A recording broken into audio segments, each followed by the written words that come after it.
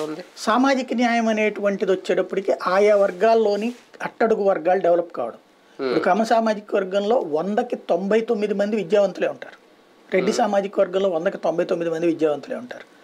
ఏ అయితే ఈ అగ్రకులాలుగా చెప్పబడుతున్న వాళ్ళలో 100కి 99% మంది విద్యావంతులే ఉన్నారు. ఆర్థికంగా వెనుకబడి ఉండొచ్చు, విద్య పరంగా చూస్తే 100కి 99 మంది ఉన్నారు. కానీ బీసీ ఎస్సీ ఎస్టీలో అలా లేరు. 10th క్లాస్తో డిస్కంటిన్యూ అయిన వాళ్ళు, 10th కూడా చదవనటువంటి వాళ్ళు వీళ్ళు ఉన్నారు. సామాజిక న్యాయం అంటే వాళ్ళకి అప్లిఫ్ట్ వ్యక్తిగతమైన. ఇది రాజ్యాధికారం ఈజ్ డిఫరెంట్. రాజ్యాధికారం అనేటువంటిది పదవి, అంటే ప్రధానమైనటువంటి ముఖ్యమంత్రి పదవులు అందుకోవడం, లేదా తము ఏ శాఖ అయితే తీసుకుంటారో ఆ శాఖలో పూర్తి స్వేచ్ఛగా పనిచేసుకోవడం. ఇది రాజ్యాధికారానికి సంబంధించిన అంశం. ఫర్ ఎగ్జాంపుల్, ఒక ఎస్సీ సంక్షేమ శాఖ మంత్రి ఉన్నాడు.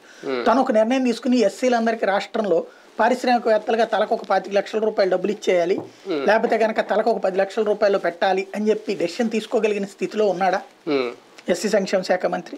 లేదు. ఫర్ ఎగ్జాంపుల్, మార్కెట్ యార్డులోనే ఉన్నటువంటి మార్కెట్ యార్డుల్లో 30% ఎస్సీలకి ఇచ్చేయాలి, ఎస్సీలని చైర్మన్లుగా పెట్టాలి అని చెప్పే అధికారం, ఒక చట్టాన్ని తీసుకొచ్చే అధికారం ఉందిగా.